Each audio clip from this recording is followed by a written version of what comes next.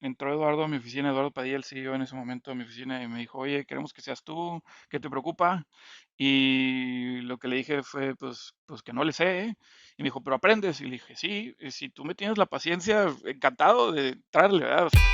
Hola, soy Alex Galvez y esto es Fundadores, el podcast donde me dedico a tener conversaciones con fundadores de startups latinoamericanas para deconstruir sus experiencias, su historia, sus errores y sus aciertos, y así encontrar los aprendizajes, herramientas e inspiración que tú puedes aplicar en tu día a día.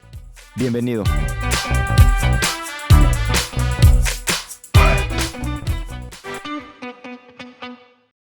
Hoy estoy con Javier García, director de FEMSA Ventures, el fondo de Venture Capital corporativo de FEMSA, una empresa en Latinoamérica con negocios como una embotelladora de Coca-Cola y unas tienditas de barrio llamadas Oxxo que están por todo México. Hablamos de su llegada a FEMSA, luego cómo nace la idea de crear un fondo de Venture Capital corporativo y su estrategia de empezar primero invirtiendo directamente en fondos y luego empezaron a invertir en algunas startups, siempre buscando participar y acelerar la innovación y la disrupción de las industrias en las que están. Por último, nos platica la diferencia entre un corporate VC y un fondo de venture capital tradicional. Espero que disfrute esta plática tanto como yo. Javier, bienvenido a Fundadores. Muchas gracias, gracias por tenerme aquí en tu podcast. Saludos. Gracias a ti por animarte a grabar. Me gustaría entender primero cómo fue que te sumaste a Bain, a la consultoría, que la verdad es que es una muy buena escuela y muchas personas que han trabajado en Bain me han dicho que, pues, que es una de las mejores maneras de aprender a trabajar y hacer las cosas bien. ¿Qué fue lo que te llamó la atención? Fue por suerte, con toda franqueza, cuando yo estaba terminando de estudiar mi carrera, estudié ingeniero mecánico. em, ya sabes, 1 o 2 semestres antes de terminar estás buscando qué quieres hacer con tu vida y en ese entonces yo estaba haciendo prácticas en ingeniería en una empresa local aquí de manufactura y pues digamos, la ruta al mismo esfuerzo era seguir por ahí, pero en alguna ocasión en casa de uno de mis mejores amigos, su hermano mayor trabajaba para Bain y, y hizo la chamba de decir, oigan, vamos a estar ahí en el campus, vengan a hacer el examen, porque hay un examen numérico ahí tipo GMAT, y escuchar las presentaciones y después, pues ya si les interesa, tomen el camino.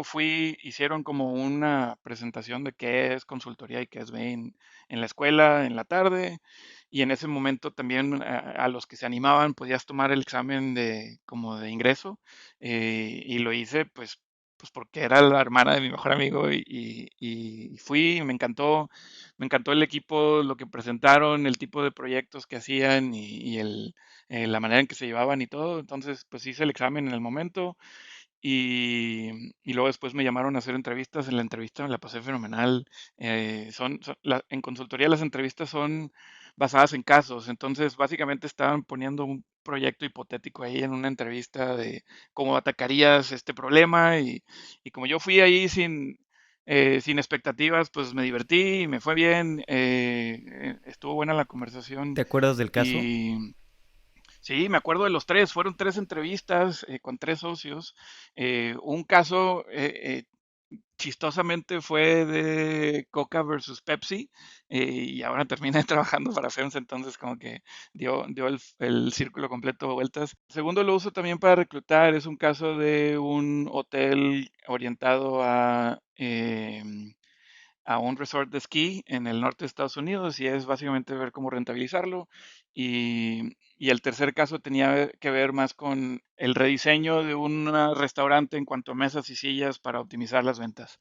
Eh, y esto te estoy hablando que fue en el 2005, pues ya hace unos cuantos años, pero el total me la pasé muy bien las entrevistas. Un tiempo después me hablaron y yo hablé otra vez con la hermana de mi amigo y le dije, oye, pues de qué va esto, ¿no? Ya me están haciendo una oferta, está muy buena la oferta. Y dijo, pues inténtalo un año y si no te gusta te sales. Y estuve ahí pues hasta el 2014, ¿verdad? Me gustó bastante. Entré en 2006 a la oficina de Ciudad de México. Éramos poquitos cuando entré. Creo que fue la primera generación de analistas reclutados localmente, de los cuales pues ya toda mi generación ya son socios, ¿verdad? Pero entonces estuve ahí en Bain desde el 2006 hasta el 2014, con un intermedio ahí del NBA que fue patrocinado por ellos. Y sí coincido con la apreciación que tienen tus conocidos que pasaron por ahí. Es una buena escuela, una buena cultura. Hay, de hecho, un grupo de WhatsApp de la gente que estuvimos en Bain, que ahora estamos en el mundo de entrepreneurship por cualquier ángulo, donde, que de hecho tengo que revivir porque hace rato que no hay, nadie manda mensaje, pero algunos founders estuvieron ahí, algunos fund managers también vienen de ahí, eh, y se crean buenas relaciones, la neta. Totalmente. Y después de tantos años, ¿por qué decidiste irte a FEMSA? O bueno, ¿por qué decidiste salirte de una empresa y tal vez no seguirte pues, por Sí. la carrera de Bain?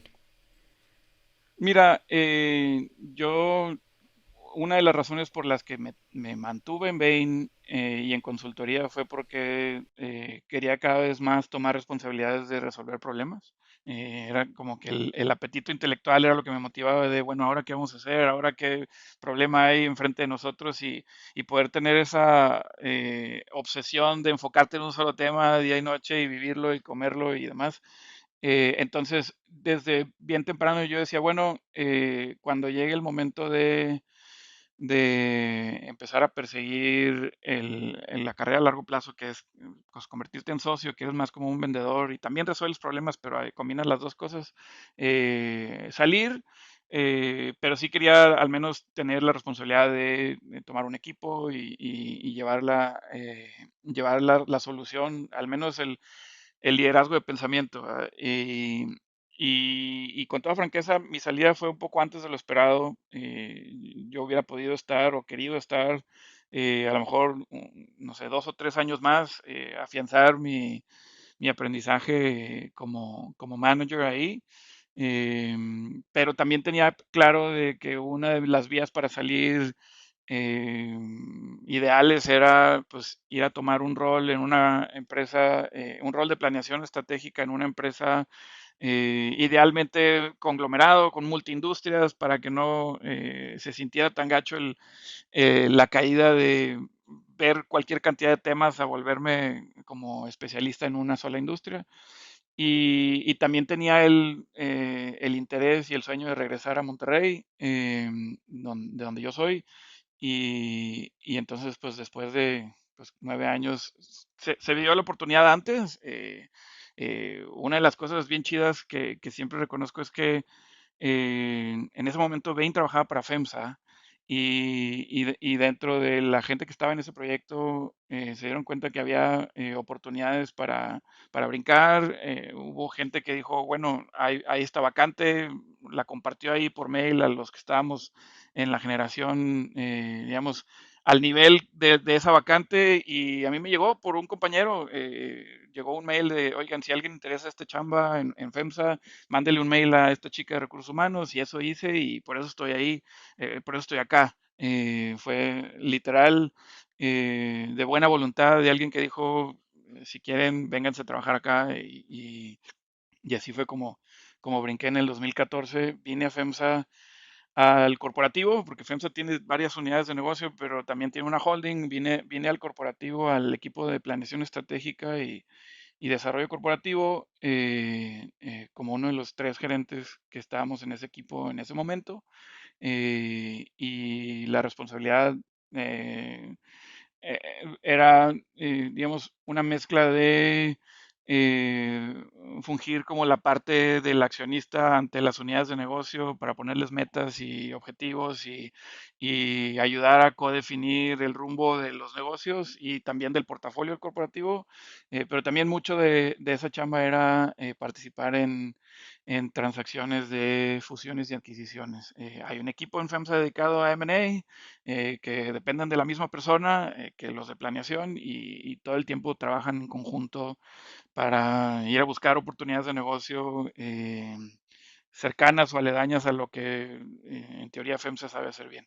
Entonces así llegué en 2014, me mudé de regreso a Monterrey. Para entonces ya mi esposa y yo teníamos 2 niños chiquitos de año y medio, unos cuates, niño y niña. Y fue como, para mi familia y mis amigos fue muy padre volver a tenerme de local. Para mí también, obviamente, regresar a mi tierra y trabajar en un equipo, la neta muy padre, que estaba haciendo cosas bien interesantes en un momento también clave eh, porque pues si tú te puedes a pensar en los últimos 8 años, lo que ha hecho FEMSA en, en el ámbito de crecimiento inorgánico, pues ha sido pues, un periodo muy activo y a mí me tocó llegar justo al inicio de eso. Entonces también tuve bastante suerte ahí. Sí, totalmente. Aparte, pues un trabajo justo lo que estabas buscando, ¿no? En conglomerado, en Monterrey, o sea, mucha suerte y también ideal para tus capacidades. Y después estuviste ahí en Strategic Planning. Luego, cómo fue que empezó a nacer la idea de hacer un fondo, un corporate venture capital, un fondo de FEMSA? O sea, ¿cómo empezó a nacer la idea en FEMSA mismo? Y después, ¿cómo fue que tú saltaste a la oportunidad, acabaste siendo elegido? ¿Te tocó por mala suerte o cómo fue que... No, no es cierto. Sí, sí, a ver, yo la neta, toda mi carrera hasta ahorita, y no sé si esto es una recomendación para nadie, pero toda mi carrera hasta ahorita ha sido de cosas que me llegan y que digo, pues va, y esta no es la excepción. Nosotros, o sea, la historia de FEMSA y cómo empezamos a ver venturing va así. Eh, FEMSA empezó hace 130 años como una cervecería y algunas de las marcas mexicanas fuertes que fueron de FEMSA son Tecate, Sol, 2X, Indio y algunas otras. La cervecería Cuauhtémoc Moctezuma fue un activo de FEMSA muy fuerte por muchos años y la vendimos a Heineken en 2011, antes de que yo llegara. ¿Verdad? Yo llegué en 2014. Entonces se vendió en un intercambio de acciones donde FEMSA recibió acciones de Heineken, que es una empresa pública, y entregamos el 100% de la cervecería al grupo Heineken y a cambio pues tuvimos también un par de board seats ahí, pero ya era un negocio a partir de 2011 que no operamos, que era solo, pues ya sabes, ir al consejo a Ámsterdam y recibir un dividendo en euros bastante bueno y apoyar en lo que pudiéramos. Pero nos volvimos empresas hermanas más que empresas del mismo grupo. A pesar de que son vecinos, están aquí cruzando la calle, de hecho creo que por la ventana se ve la cervecería. Em, pero entonces fue en 2011 eso, y había un lock-up period de 5 años. Vaya, los primeros 5 años después de la transacción no podíamos vender nada de la posición en Heineken por contrato. ¿Verdad? Nos quedamos atados a la posición de Heineken, a pesar de que es una empresa pública por 5 años. Eso venció en 2016, año clave. Yo tenía ya 2 años que estaba ahí. Entonces, desde que yo llegué, estábamos pensando, bueno, cuando se venza ese candado en 2016, podríamos vender algo o todo nuestra posición en Heineken para invertirlo en negocios que sí operemos y entonces, pues lo que sea que valga esa posición, cada día que no vendemos una acción de Heineken, es tomar la misma decisión que comprarla a ese precio, ¿verdad? Es un costo de oportunidad, ¿verdad? Y entonces, pues es un problema champaña, pero es un problema para la gente de Corporate Development y M&A, ¿no? De pensar que ese es un portafolio donde puedes en cualquier momento salir, es bastante líquido, hay bastante trading y con ese capital hacer algo.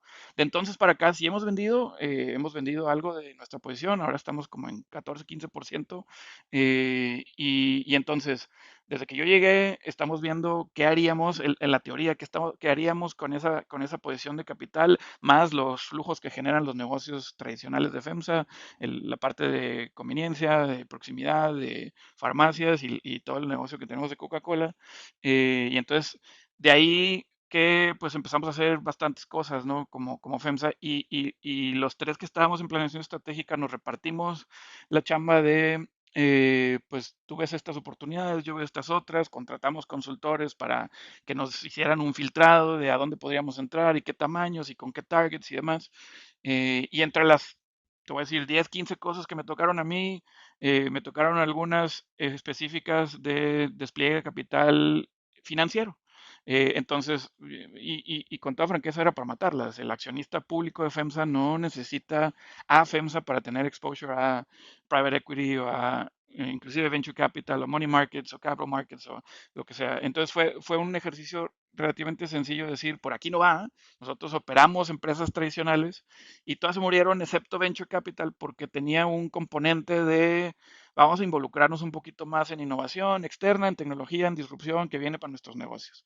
Entonces esa fue como el primer toque lo hicimos en 2014-2015 y luego lo volvimos a ver en 2016, luego en 2017 hubo un cambio de CEO, entró Eduardo Padilla, que se acaba de retirar, que venía del negocio de retail de Oxxo, haber manejado muchos años Oxxo, y él le dio mucha fuerza a, oye, retomemos este tema y Javier, tú que lo has visto desde hace tiempo, pues trata de aterrizarlo a, si decidiéramos entrarle, ¿cuál es la mejor manera de entrarle?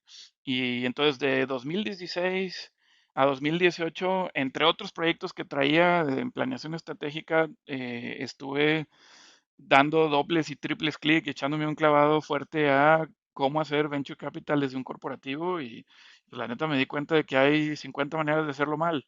Y no lo digo yo, hay un libro que escribe un tipo que se llama Andrew Romans, que se llama Masters in Corporate Venture Capital, que literal son 50 entrevistas a fund managers de corporate VCs, que se enfoca principalmente en los fracasos de, oye, lo empezamos a hacer hace 10, 15 años y la regamos en estas 10, 15 cosas. Y entonces, para mí fue un trabajo mucho mejor hecho que el que yo pude haber hecho de entrevistar a todos ellos y aterrizar ideas. Tanto que le escribí al tipo. Era lo que te iba a decir. Te fuiste a verlo a Santa Mónica, ¿no? A Andrew Romas. ¿Cómo fue Sí, un poquito que fuiste allá sí, a intercambiar? le escribí, le dije, oye, estamos acá en Latinoamérica, el ecosistema está empezando a crecer, pero los corporativos vamos tarde y entonces, pues, está muy padre tu libro para entender cómo no hacerlo, pero me gustaría como que sí hacer, ¿verdad? O sea, el otro lado de la moneda de que si tú tuvieras que empezar uno desde cero, ¿cómo le harías? Me dijo, vente, fuimos, organizó ahí un como workshop, invitó a dos, tres personas más, estuvimos ahí, no sé si en un coworking o lo que sea, y mucho de la propuesta que terminó presentándose al Consejo de FEMSA en 2018 vino de esa conversación, más aparte muchas otras. Por ejemplo, en ese momento Bimbo ya tenía su CVC, Bimbo Ventures, hablé eh, con José Manuel Ramírez en su momento, ahora es Constantino, que le mando un saludo si nos oye, pero hablé con él y nos explicó un poco cómo estaban haciendo ellos su esfuerzo. Hablé también con Gonzalo de Cemex Ventures, que también ya habían arrancado y estaban en Europa, y con muchos otros. Hablé con todos los de Silicon Valley que tienen mucho tiempo ya trabajando. Hay una reunión anual de todos los corporate venturing arms de compañías grandes que se hace en California. Empecé a ir a esas, voy todos los años, y ahí pues entrevistando gente y tomando notas. Fue que construimos una propuesta operativa que estábamos listos desde febrero del 18, y estábamos en la agenda del board de febrero, pero nos movieron porque había otros temas con más prioridad, entonces nos movimos a mayo y de febrero para mayo, en el 18, ya tuve oportunidad de hablar con RH y decirles, oye, si esto lo autorizan, pues necesitas contratar a alguien que lo maneje. Y pues ahí te va un job description y un perfil y una lista de candidatos y pues porque pues no era la primera vez que llevábamos algo al comité como una propuesta que nos dijeran que sí, pero era la primera vez que no teníamos a quién entregársela. No sé, si íbamos a ir a adquirir otra nueva embotelladora en Brasil, pues ya sabíamos a quién entregarle esa embotelladora de Brasil. O así, no sé, me tocó participar en la adquisición de Grupo Torrey en 2015 y cuando la llevamos fue como, bueno, si la compramos, ¿quién la va a tomar? No, pues la gente da el punto y aquí está la persona y se lo entregamos y demás. Entonces, en este caso yo tenía la inquietud de, bueno, y si nos dicen que sí, ¿qué vamos a hacer? Ya tenía la propuesta operativa de cómo ser el comité de inversiones, del tamaño del fondo, de cuáles son las tesis de inversión, vaya, todo eso ya estaba aterrizado, pero teníamos que entregárselo a alguien. Y, y total, se llegó la fecha y presentamos en, en el consejo, bueno, es el Comité de Finanzas y Estrategia de FEMSA en ese entonces, en 2018 en mayo, y nos dijeron que sí. eh, y de entonces para agosto fue que pues ya entró Eduardo a mi oficina, Eduardo Padilla, el CEO en ese momento a mi oficina, y me dijo, oye, queremos que seas tú, ¿qué te preocupa? Y lo que le dije fue, pues que no le sé, ¿eh?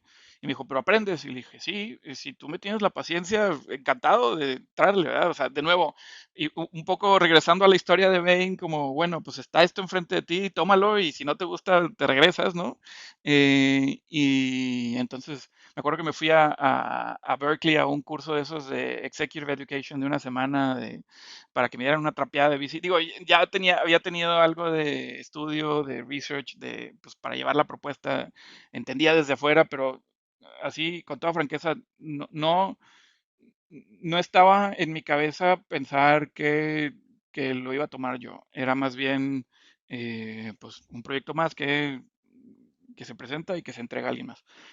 Pero ya cuando tomaron esa decisión y decidieron invitarme, pues fue muy rápido decir, bueno, pues si esto es lo que FEMSA quiere que yo haga, encantado, y nos metemos y me obsesiono con este tema y llevo 4 años obsesionado con el tema, como lo he hecho en el pasado en mi carrera. Y sí, de mayo que se dijo que sí, a agosto que llegó mi reemplazo en planeación, fue pues tratar de construir equipo y ver ahora sí cómo íbamos a lanzar y demás. Entonces yo tomé el rol ya a tiempo completo en agosto del 18 y, y pues seguimos aprendiendo, la neta, hay muchas cosas que todavía podemos mejorar y siempre estamos pidiendo retroalimentación de todo mundo porque pues no vamos a saber si lo estamos haciendo bien hasta que se complete el ciclo, ¿verdad? Eso es, en algún momento oí en una charla a alguien decir que toma una década matar un fondo de VC. Eh, y medio que tiene algo de cierto eso, ¿no? De que el feedback loop toma mucho tiempo. Entonces, pues todavía estamos pues, en el año 4 del fondo uno y vamos a empezar fondo 2 muy pronto y con muchas oportunidades de seguirle haciendo cosas diferentes, ¿verdad? Sí, sí, es bastante lento, ¿no? El ciclo de retroalimentación. Muchas veces no sabes si estás invirtiendo bien o mal hasta muchos años después. Y un poquito cuál fue su estrategia al principio, porque sé que invirtieron en varios fondos directamente. No sé si, o sea, eso me parece muy inteligente hacer esto y una manera, pues, de empezar a aprender pues, sí, empezar a aprender y también con menos riesgo para después crear un fondo. Mira, el racional básico, elemental para FEMSA en su momento de entrarle a este mundo de esta forma eh, fue un- partió desde un punto de humildad, de decir, oye, en el pasado hemos sido muy buenos innovando y operando nuestros negocios y nos ha ido bien y tenemos privilegios de los que gozamos por eso. Eh, pero con esta nueva ola de tecnología tenemos que reconocer que hay oportunidades de colaboración con mucho potencial que, para participar en nuestra propia disrupción, ¿verdad? Entonces, oye, más allá del qué, el qué fue simple de ensuciarnos las manos, involucrémonos en el ecosistema, reconozcamos que vamos tarde y reconozcamos que no le sabemos y entonces, pues con esa actitud entrémosle tratando de aprender y con un North Star de hacerlo bien, como FEMSA siempre hace las cosas bien, trata de hacer las cosas bien, bueno, hagámoslo bien acá también. ¿Y qué significa eso? En el mundo de emprendimiento y en este ecosistema, más allá de lo que ya hacíamos, que era más oportunístico, fue darle estructura no sé, yo Javier pienso que hacerlo bien es así. Y entonces fue eh, para corporativos que apenas lo están pensando, lo digo mucho en otros foros y lo digo aquí también, hay mucho que desaprender para hacerlo bien. Y lo mejor que podemos hacer es partir, como te digo, del tema de humildad, de que no es, por ejemplo, uno de los preconceptos que son obvios, si empiezas a ver el tema, pero que luego son contraintuitivos cuando lo empiezas a hacer, o sea, no asumir que tu dólar vale más que el de cualquier otro inversionista. Que puede ser cierto en los negocios tradicionales o cuando, no sé, cuando Oxxo está comprando producto, pues sí, le estás vendiendo a Oxxo, es cierto que venderle a Oxxo tiene un beneficio estratégico más allá del capital que te genera. Acá no, acá nosotros tenemos que pelear por, en los buenos deals, pelear por un espacio para poder invertir, por el derecho a participar en el equity de los buenos emprendedores. Y entonces, de hecho, vale menos, nuestro dólar vale menos porque puede traer algún tipo de compromiso que no quieres asumir. Entonces, mucha de nuestra chamba, Alex, fue eh, tratar de eh, cuidar mucho que cada vez que invirtamos, hacerlo estando 100% convencidos de que les podemos ayudar, tanto a los fondos, porque tenemos una estrategia de fondo de fondos, como a las startups, también nuestra estrategia de inversiones directas.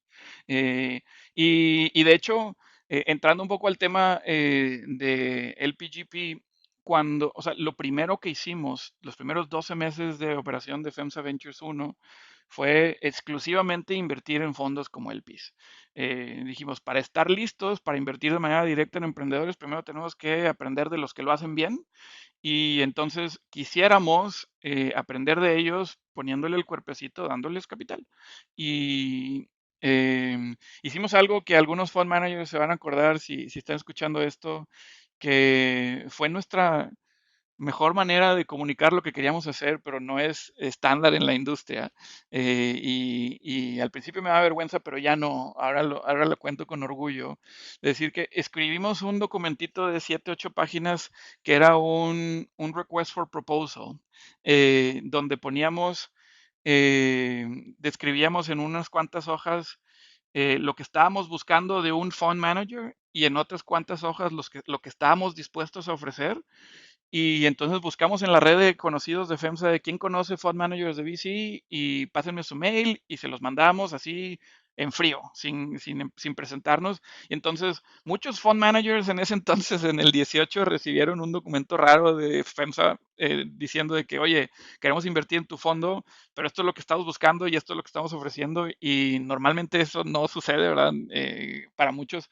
Luego nos lo dijeron de que esto nunca lo había visto, pero entiendo el objetivo de por qué lo hicieron. Y fuimos súper transparentes de decir, oye, más allá de capital, ofrecemos pues acceso a nuestras unidades de negocio, a expertos de la industria que operan nuestros negocios, la posibilidad de tocar puertas para tener relaciones comerciales con nuestros negocios. Como dicen los americanos, arm's length, ¿verdad? O sea, donde sea un mutuo beneficio, ¿verdad?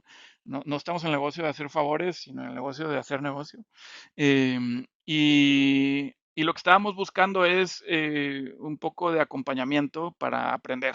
Hicimos una lista de Santa Claus de las cosas que nos gustaría que ocurrieran, entre las que estaban, oye, déjame irme a pasar un mes en tu operación como manos extras para entender cómo haces deal flow, cómo evalúas oportunidades, cómo haces due diligence, obviamente pagado por nosotros, pero déjame mandarte gente. Otra de las cosas que pusimos ahí fue, me encantaría tener la posibilidad de escuchar en silencio cómo funciona tu investment committee.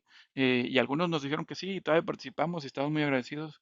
Vamos como silent observer, keyword silent, ¿verdad? De que no decimos nada hasta que nos pregunten a sus investment committee sessions, que son realmente oportunidades muy padres para aprender. Y donde haga sentido también, pues muchos LPs institucionales pedimos la posibilidad de coinvertir de manera directa en activos donde haga sentido. Y lo hemos hecho. Pero, pero en todo ese proceso de due diligence, de evaluar a los fondos, Alex, y hablamos con muchos, dejamos fuera un par por temas de conflict of interest, pero nos hubiera gustado también verlos. Eh, la, la, el proceso fue súper, súper valioso para nosotros para empezar a hacernos de nuestra propia idea de cómo invertir bien.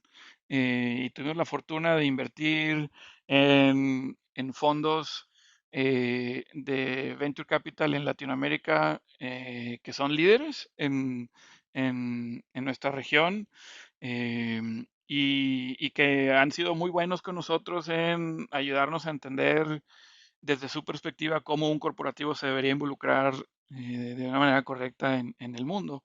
Entonces tenemos ahí muchos mentores que son GPs en fondos donde estamos invertidos. Hemos invertido en 6 fondos, bueno, en 6 fund managers, en 8 fondos, porque en 2 de ellos estamos renovando en fondos subsecuentes. Eh, pero, eh, pero nos sirvió muchísimo y hasta por ahí de agosto del 2019 fue que hicimos nuestra primera inversión directa en startups, fue en Ben Frank y fue precisamente porque escuchamos el pitch que Mariana y Eduardo hicieron a Mountain Nazca en su Investment Committee, donde nosotros participamos como Silent Observers y luego después dimos retroalimentación no pedida a Héctor y a Jaime de lo que pensábamos de la oportunidad y les gustó mucho lo que opinábamos y le rascaron un poco más y luego nos invitaron ahí a participar con un pedacito simbólico ese fue nuestro primer deal de directos, que pues después de ahí ya hemos hecho 15. Y un poquito, ¿en qué se fijan cuando invierten en un fondo? O sea, sí que analizaban. Ujú. Mira, muy buena pregunta. La verdad es que hay poco que puedes tú investigar de academia para hacer due diligence de un fondo de venture capital. Sí hay, pero hay poco.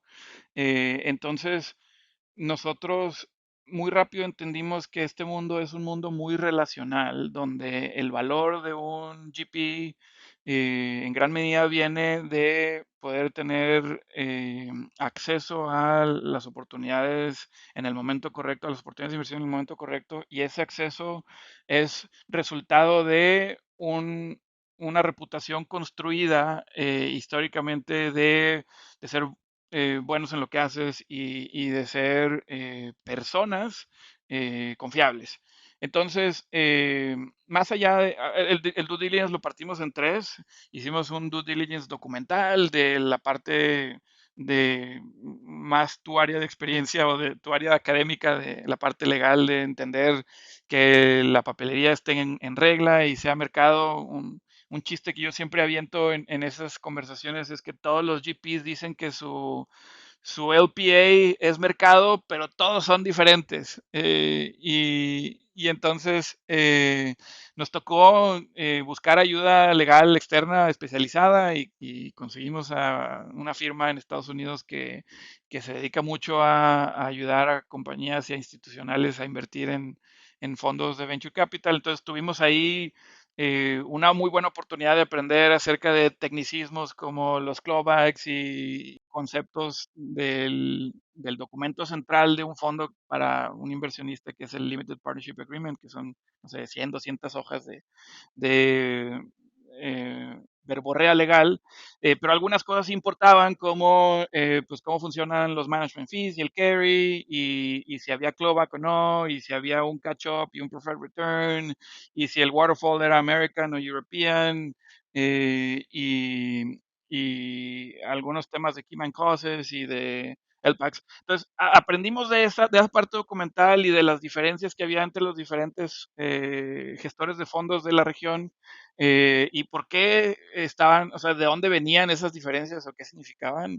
Y en algunos casos, eh, te voy a ser franco, de los fondos que analizamos, los que la parte documental fue más sencilla son los que ya llevaban varios fondos en su haber. Digamos, nos invertimos en el fondo 9 de Monashis. Y entonces, pues ya ellos llevaban muchas iteraciones de su LPA, que fue mucho más fácil de revisar que fund managers que iban en su primera o segunda o tercera vuelta. Y en particular los mexicanos o los que están basados en México que la mayoría de ellos estaban muy enfocados en levantar dinero de las Afores. Entonces, como que habían hecho muchas modificaciones, desviaciones de mercado orientadas a atender las peticiones de las Afores, que para un inversionista institucional medio que hacían conflicto. Y entonces nos tocó hacer iteraciones y la neta sí hubo bastante flexibilidad de modificar cosas en la parte legal. Esa fue la primera pata. La segunda pata fue una evaluación de track record. De decir, oye, este equipo qué tan bueno es generando retornos financieros y qué tanto su historia de inversiones lo prueba o no. Y dando mucho espacio, Alex, a que de nuevo, aprendes haciendo y en nuestro mundo, como sabes, hay no nada más una tolerancia, sino un apetito al fracaso. Entonces, siempre y cuando el fracaso esté limitado y esté pequeño y esté acotado y que traiga muchos aprendizajes. Pero entonces, mucho de la evaluación del track record fue: oye, qué padre que me presumas tus unicornios y tus dragones y todos los términos de los animalitos que existen, los centauros y demás.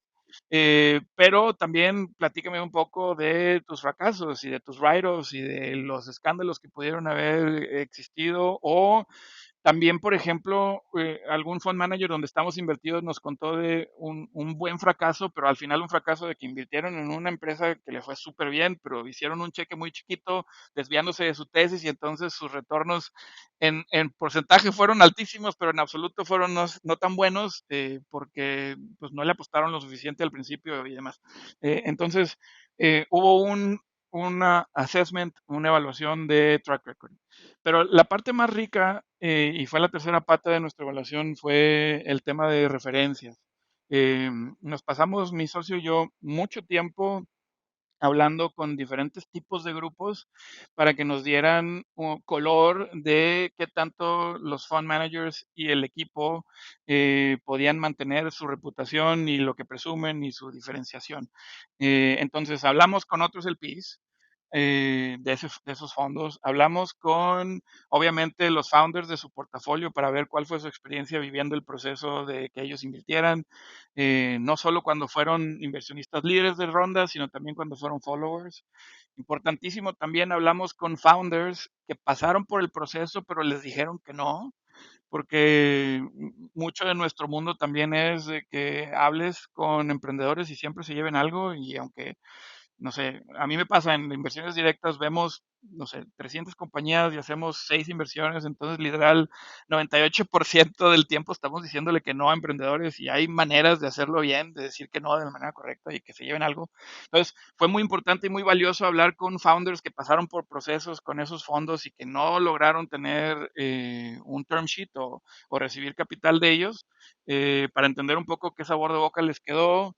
Hablamos con otros fund managers como coinversionistas, les hicimos las preguntas incómodas de, oye, si tuviera la posibilidad de invertir en dos fondos, el tuyo y el de alguien más, en cuál sería ese alguien más para ver, pues, un poco entre ellos mismos cómo se rankeaban o cómo se respetaban o qué tanto se admiraban. Y fue incómoda la pregunta de recibir más que de hacer, pero muy valiosas sus respuestas. Eh, y, y mezclando esos tres, digamos, la parte de documental fue más bien si había deal breakers y si no, pues le seguíamos. La parte de track record con toda franqueza, en Latinoamérica hay muy pocos fondos que ya tienen ciclos completos. Y eso, en las métricas que ves de retornos financieros, la más importante, a mi parecer, es DPI o distribuciones de capital ya en efectivo, ¿verdad? Ya, que el dinero regrese a los LPs.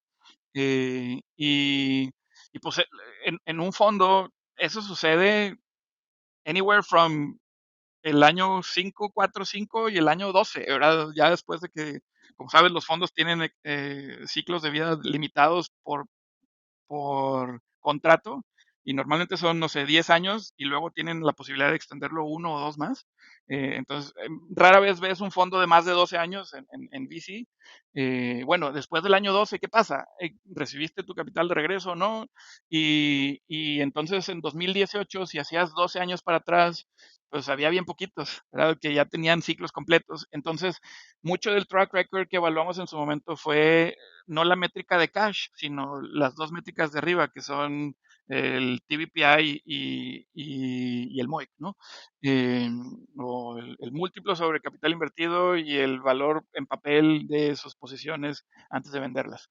Y pues, siempre hay benchmarks puedes comparar para un fondo que empezó en 2016 contra todos los que empezaron en 2016, cómo van esos múltiplos, o esas tres variables, el MOIC, el TVPI y el DPI, y ponerte en percentiles, si estás a la mitad o en el percentil más alto o en el de tres cuartos o lo que sea.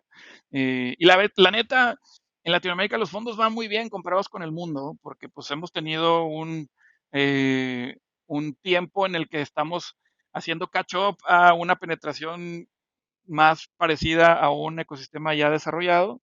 Todavía nos falta, entonces, en mi opinión, el LATAM Boom apenas está en la parte de la curva del hockey stick, pero, de nuevo, lo que estamos persiguiendo cuando tomamos una posición, un LP tradicional en un fondo, es el DPI. Y ese, son contados los fondos, los cuento con esta mano y me sobran dedos que superan el uno. O sea que regresó más capital del que originalmente invertiste. Todavía, de nuevo, eso no es un indicativo de que no va bien, sino más bien un indicativo de que todavía no cumplimos los ciclos, ¿verdad?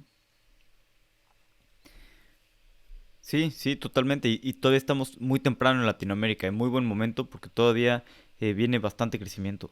Y hablando un poquito de las inversiones Sí. directas, yo he visto que a veces el problema de los corporate venture capitals es que tienes tal vez un poquito un conflicto de intereses, ¿no? Cuando inviertes en una startup, porque al final de cuentas lo haces porque tienes interés en ese mercado, esa industria, entonces o posiblemente se vuelven un competidor tuyo, o a veces los quieres comprar, pero entonces ya estás, pues los quieres comprar para que sigan creciendo dentro de tu panza. Entonces siento que a veces hay como ese conflicto de interés cuando inviertes. ¿Cómo lidian ustedes con este conflicto? Lo entiendes muy bien, Alex, y creo que los founders buenos también lo entienden así.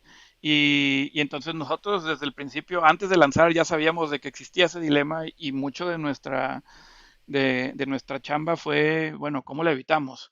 Y déjate digo cómo lo hicimos nosotros o cómo lo estamos haciendo y ya, pues ahora sí que el jurado sigue afuera, pero hay varios puntos de conflicto. El primero es ese, el decir, oye, estás invirtiendo, si tú ves nuestro portafolio, estás invirtiendo en cosas donde FEMSA claramente tiene un interés. Y entonces, ¿cómo lidias con eso? Y la respuesta es bien simple. La razón por la que nosotros invertimos y pueden hablar con todos los founders de nuestro portafolio no es porque a FEMSA le interesa, sino porque al emprendedor le interesa que lo ayudemos. Y entonces, siempre que hacemos una inversión directa, tenemos que convencernos a nosotros y al emprendedor y al otro grupo de coinversionistas de que entrando al cap table les podemos ayudar significativamente a los emprendedores a acelerar crecimiento o a reducir riesgos. ¿Cómo? Con colaboraciones, con conversaciones con expertos internos, con pruebas de concepto, con co-creación de propuestas de valor, relaciones cliente-proveedor es la más obvia, ya sea para allá o para acá. Y entonces nuestra prueba de ácido más fuerte, Alex, cuando vamos directo es esa, estamos convencidos y todos los demás también están convencidos de que les podemos ayudar, sí. ¿Cómo? Con estas tres iniciativas. Ok, enfoquémonos en hacer eso post transacción, que es cuando lo divertido empieza. Y tarde o temprano íbamos a estar creando una reputación de que, pues cuando invertimos les ayudamos y nos lo tomamos súper en serio. Te diría, más del 70% de mi tiempo se lo dedico a eso, a ver qué cosas podemos hacer y mi equipo también, para ayudar a nuestro portafolio usando las plataformas de negocio que tiene FEMSA. Eh, y bueno, entonces ahora sí preguntas, si yo soy accionista de FEMSA, ¿por qué me conviene que exista FEMSA Ventures? Que es el otro lado de la moneda, pues porque la disrupción que viene a nuestras industrias viene con o sin nuestra ayuda y con o sin nuestro capital. Entonces, nuestro pitch hacia adentro y nuestra propuesta de valor hacia adentro es seamos partícipes de nuestra propia disrupción. Y es precisamente ese thinking el que nos ha puesto déjame ponerlo así, si hay una tecnología que va a hacer cambios fundamentales en alguno de nuestros negocios, yo quiero estar ahí, yo quiero aprender, yo inclusive no nada más quiero estar ahí, quiero ayudar a que se dé, y a participar en eso. Y, los founders lo entienden porque se dan cuenta de que como lo estamos haciendo es la manera correcta de hacerlo. Pero luego me toca también en el acompañamiento a otros corporativos que están queriendo también meterse a VC, ayudarles a pasar por ese proceso de entendimiento de, oye, es pagar para trabajar, ¿verdad? O sea, es invertir para ayudar, no la relación de creación de valor estratégico es muy asimétrica. Eh, Muchas veces durante los primeros años, meses o años, es el corporativo ayudando al emprendedor en muchos de sus problemas, pero como el emprendedor es mucho más ágil y trae una mentalidad de aprendizaje y de iteración y de prueba y error, eventualmente se vuelven igual o mejores que tú en esa capacidad clave para ellos en la que están súper enfocados y entonces luego ya tú puedes aprender de regreso. Si ya generaste suficientemente buena relación con la empresa, con el emprendedor, para que ese aprendizaje sea de dos vías después, ¿verdad? Pero solo puedes esperar que suceda, no lo puedes garantizar. Entonces es una manera, digamos, la más importante por la cual nosotros tratamos de resolver ese conflicto de interés. La segunda, Alex, fue en fondo uno decidir no liderar transacciones y entonces no meternos en la discusión de valuación y de términos y dejar que los lead investors, que sean financial VCs o VCs tradicionales, definan eso y nosotros participar como followers. Eso nos dio mucha limpieza moral para decir, oye, no me quieres comprar barato, no me quieres poner términos que no son entrepreneur friendly, no hay side letters ahí convenientes donde me ate, o sea, siendo controversial un poco, no sé, por mí, como VC, no hay problema, al contrario, lo veo bien que las empresas en las que estamos invirtiendo trabajen con la competencia de FEMSA, con los azules o con los de los numeritos, lo que sea, ¿no? ¿Por qué? Porque lo que yo quiero es que esas empresas en las que estoy invirtiendo tengan la mayor probabilidad de éxito, porque estamos haciendo una apuesta no solo con capital, que pues en términos relativos para FEMSA no es muy importante, pero sí en cuanto al tipo de soluciones y el tipo de capabilities y el tipo de tecnología que creemos que puede ganar en ese espacio particular. Y sabemos que difícilmente se va a lograr si trabajamos de manera exclusiva con ellos y les limitamos su crecimiento. Entonces, también está el fiduciary duty de, oye, pues tú tienes que ver por los intereses de el emprendimiento en el que estás invirtiendo primero, ¿no? Entonces, eso fue la segunda manera que usamos para decir, estamos haciendo las cosas bien, we mean well, somos entrepreneur friendly, no lideramos transacciones, no definimos term sheets, no establecemos valuaciones, lo que sea que negocies tú con el lead investor con el que no tienes conflicto, me apego, ¿verdad? Me alineo. No así fondo 2. En fondo 2 ya estratégicamente vamos a empezar a invertir, a invertir en transacciones donde nosotros lideremos, pero porque ya tenemos 4 o 5 años que nos respaldan de estarlo haciendo bien y no lo vamos a hacer en todas, lo vamos a hacer en las que hagan sentido. Lo mismo también cuando participamos en consejos o en investment committees, si es necesario que nos excusemos, nos excusamos, si se van a discutir temas donde están viendo a FEMSA como cliente, por ejemplo, o como competencia, pues nos hacemos a un lado, pero o sea, es una complejidad adicional que solo vivimos los corporativos que hacemos VC, que no vive un VC tradicional. Y hay muchas maneras de hacerlo mal, pero sí hay maneras de hacerlo bien. La nuestra no es la única, ni quizá a lo mejor tampoco es la mejor, pero es la que nos funciona en este momento, ¿no? ¿Y qué le recomendarías a un emprendedor que está levantando capital? O sea, ¿cuál es la diferencia de acercarse a un corporate venture capital que a un venture capital tradicional? ¿O cuál es la manera correcta?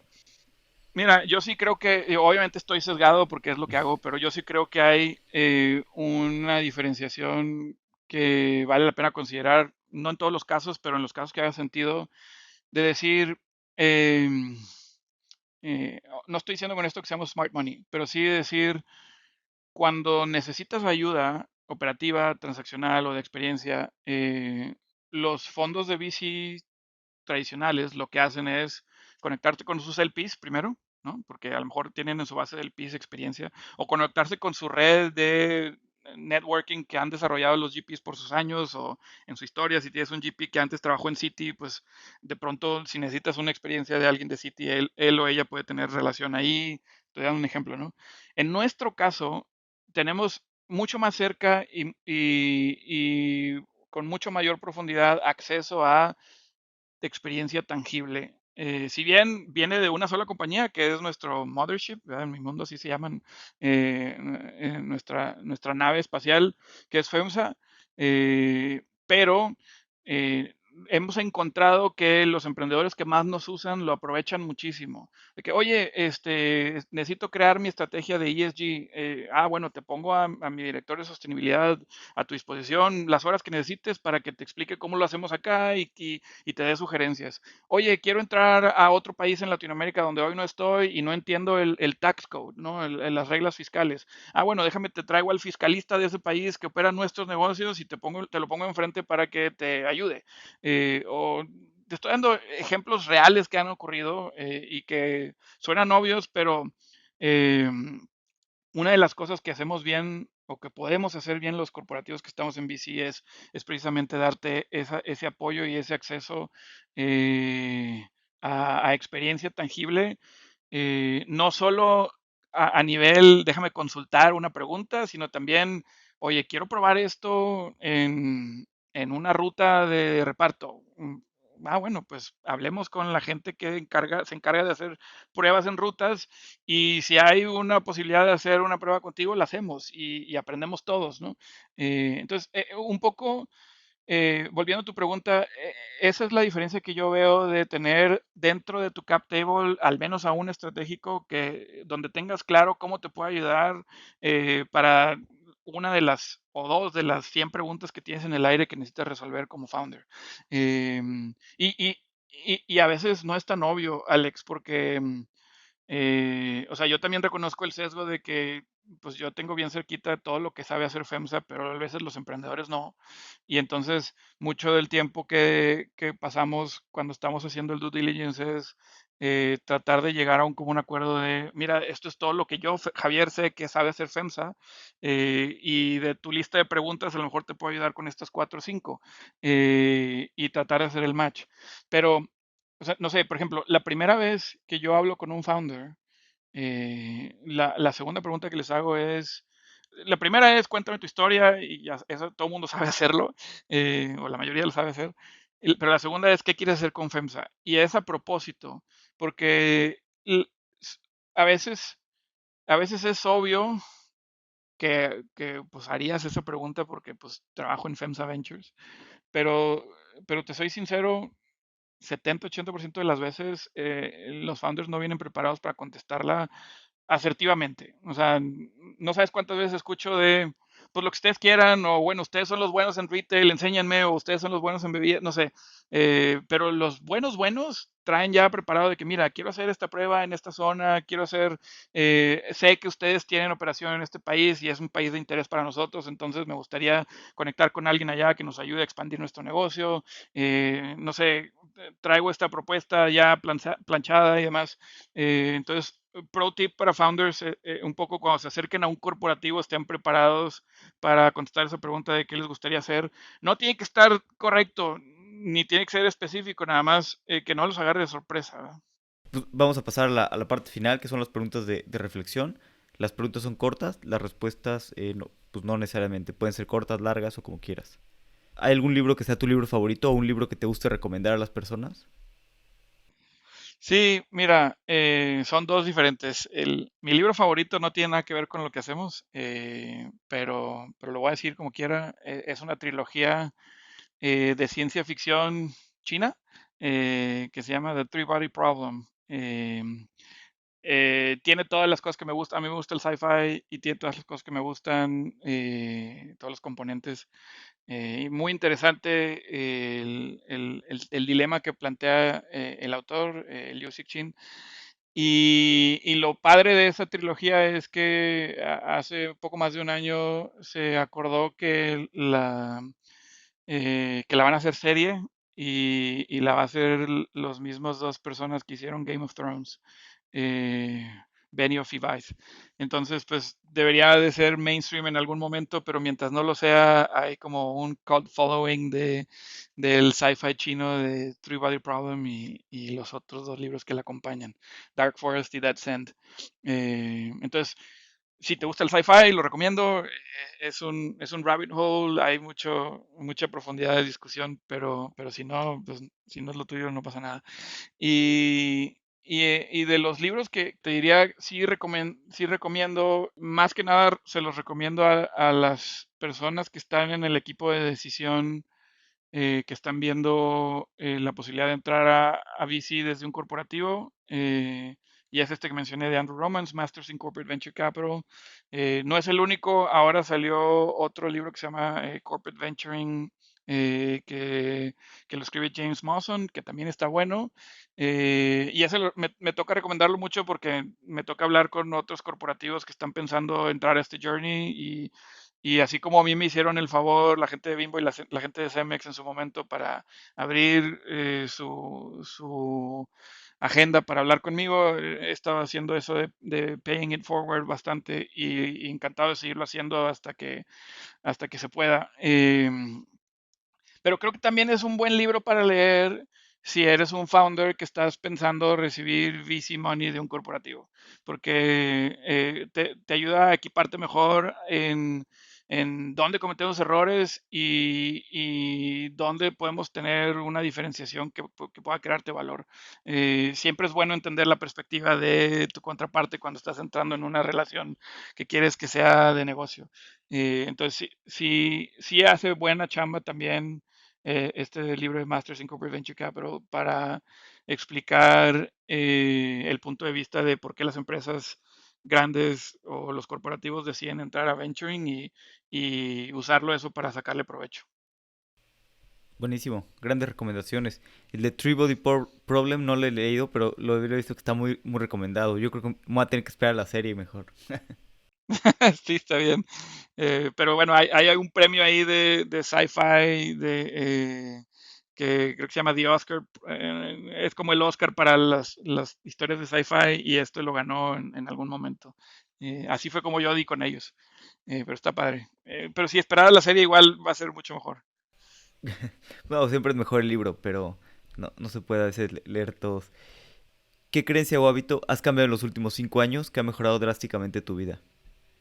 Sí, mira, afortunadamente la pregunta dice 5 años porque lo cambié hace 4 y ha mejorado mucho mi vida. En mi pasado, cuando hacía planeación o cuando hacía consultoría, había en ese mundo un como mantra de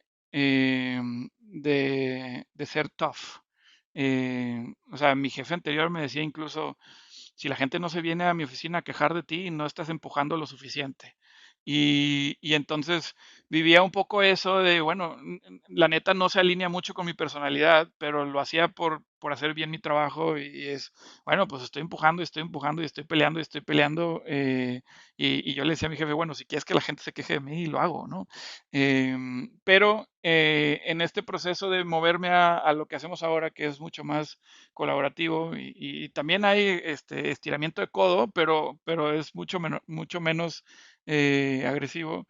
Em, yo trabajé con un coach profesional en ese momento y era una señora y esta persona me dijo, es que tú no tienes que dejar de ser Javier para ser bueno en lo que haces. Y a veces no internalizamos lo que eso significa. Suena súper obvio de que, oye, pues no tienes que dejar de ser quien eres o pretender ser quien no eres para ser bueno en lo que haces.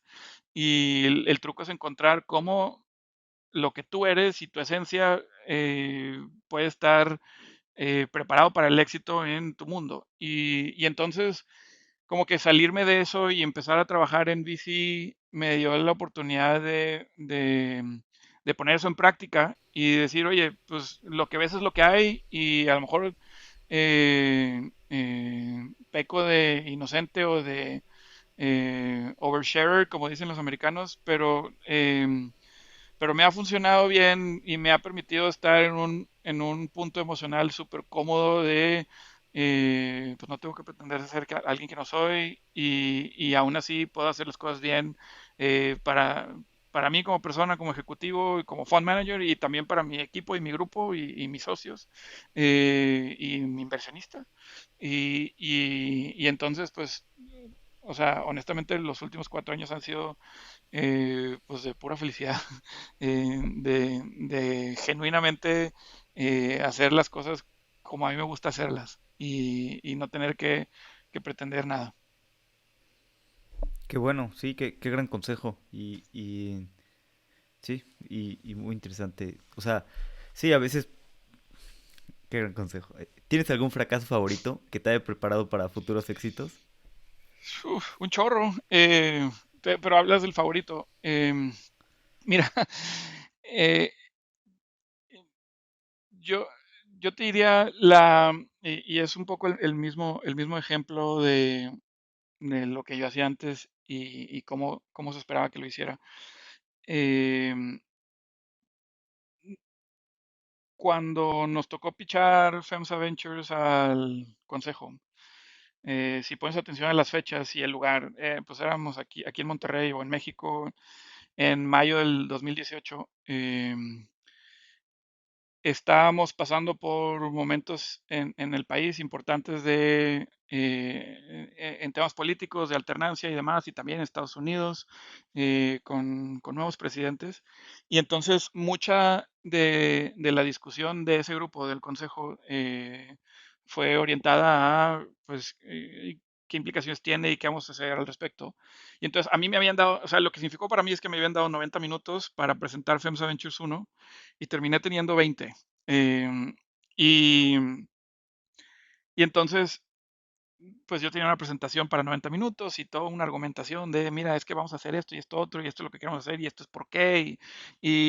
O sea, entendiendo que estaba tratando de explicarle VC a gente muy exitosa y muy conocedora, pero que esto no era algo que fuera parte de su experiencia. Entonces, pues era invitarlos a tener la mente abierta y demás.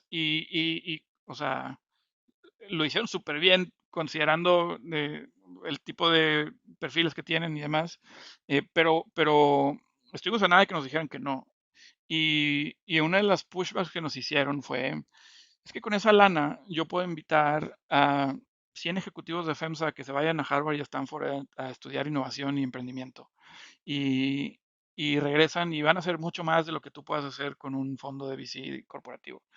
Y, y entonces ahí yo tengo que decir que mi reacción no fue la mejor y entonces tuve la fortuna de que mi jefe me rescató, que le mando un saludo, Martín Arias, y lo que dijo en su momento, ¿verdad? Y lo que dijo fue, de entrada, pues no vamos a perder la lana, ¿verdad? Entonces tú puedes gastarte el 100% del fondo en Harvard y es lana que no regresa y acá sí va a regresar.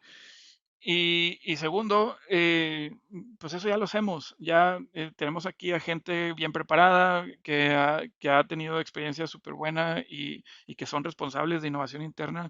Entonces, nada va a ser distinto si mandamos a más gente. Lo que estamos tratando de hacer aquí es hacer algo distinto. Y entonces, pues digo fracaso para mí porque pues me friseé y me congelé y no supe cómo reaccionar y entonces me rescataron. Em, pero, pero el grupo de audiencia que iba a votar ahí fue súper, tuvo mucha neuroplasticidad y dijeron, bueno, va, esta es una manera distinta de hacerlo, probemos y sí te voy a decir que al principio fue un voto de confianza, ¿verdad? De un experimento, de vamos a ver qué sale de esto y vuelvan en un año y vuelvan cada año y entonces, desde entonces, pues voy al menos una, si no dos veces a ese mismo grupo a reportar resultados y aprendizajes y demás y digamos que tanto su entendimiento como su satisfacción ha ido creciendo muchísimo a tal medida que pues en octubre del año pasado nos renovaron el fondo con el tamaño, doble el tamaño del capital y nos dieron la posibilidad de hacer upgrades que necesitábamos para hacer mejor nuestra chamba. Entonces hoy estamos en un lugar muy distinto en el entendimiento y en el thinking de por qué hacemos lo que hacemos con ese grupo, pero digamos, si no ha sido porque mi jefe me rescató en ese momento, a lo mejor FEMSA Ventures no existiera y yo estaría haciendo otra cosa, y entonces pues me cambió la vida y para bien, y ahora, vaya, yo estaría satisfecho de seguir haciendo esto el resto de mi vida, a menos que alguien más entre a mi oficina y me pregunte qué te preocupa, para hacer algo distinto, pero o sea, digamos, eh, yo siempre le digo a mi socio, que es 7 años más joven que yo, que, que él tuvo la fortuna de encontrar su llamado, su vocación mucho más chico, y a mí me tomó un poco más de tiempo porque nunca he tenido claro qué es lo que quiero hacer, pero ahora estamos aquí y sí te digo, me encantaría poder seguir haciendo esto por muchos años más. Buenísimo, Javier. Pues qué bueno que sí lograste convencer al consejo y que les fue bien. La verdad es que siempre he escuchado a muchos emprendedores que me dicen que FEMSA Ventures es pues, el mejor corporate venture capital. Están haciendo las cosas muy bien y me gusta mucho la mentalidad con la que entraron, ¿no? Sobre todo esta mentalidad pues, de que son nuevos y dispuestos a aprender. Y qué bueno que están haciendo las cosas bien. Espero que haya muchas más empresas en el futuro también ayudando y haciendo esto mismo. Si alguien quiere saber más de FEMSA Ventures, quiere acercarse a ustedes, busca inversión, ¿cuál es la mejor manera pues, de acercarse a ustedes? Mira, pues puede ser con mi correo, es javier.garcia@femsa.com, puede ser, hoy todavía no somos muy activos en redes sociales, ahí estoy en LinkedIn también, y en Twitter no soy muy activo y normalmente pongo más cosas de deportes y otras cosas, pero me pueden buscar por ahí. Y tenemos página web, femsaventures.com, ahí también hay un portal donde pueden subir su información y contactarnos. Somos un equipo pequeño y al menos todavía, y hacemos todo lo posible por atender todo lo que nos llega y encantados de escucharlos. Ténganos un poquito de paciencia si nos tardamos un poco, pero vaya, la parte más divertida de mi chamba es hablar con emprendedores. Entonces siempre quiero hacerlo. Asuman que les voy a decir que sí cuando me pidan tiempo, porque eso es lo que voy a hacer y pues yo vivo por las historias, ¿no? De escuchar qué es lo que están haciendo y por qué lo están haciendo y ver cómo les podemos ayudar. Buenísimo, Javier. Pues felicidades y espero que les vaya muy bien el fondo 2 y que sigan así, 2, 3 y hasta 10, ¿no? Que sea más que Monashis incluso. Muchas gracias, gracias Alex, y qué padre también lo que estás haciendo aquí con fundadores y el resto de las cosas que haces en el ecosistema. Necesitamos más gente como tú. Gracias. Me da mucho gusto ver cada vez más empresas creando fondos de venture capital corporativos y viendo cómo agregar más valor al ecosistema. Si te gustó el episodio, compárteselo por favor a un amigo o a alguien al que le pueda servir. Y si no lo has hecho, por favor ponme 5 estrellas en Spotify. Nos vemos.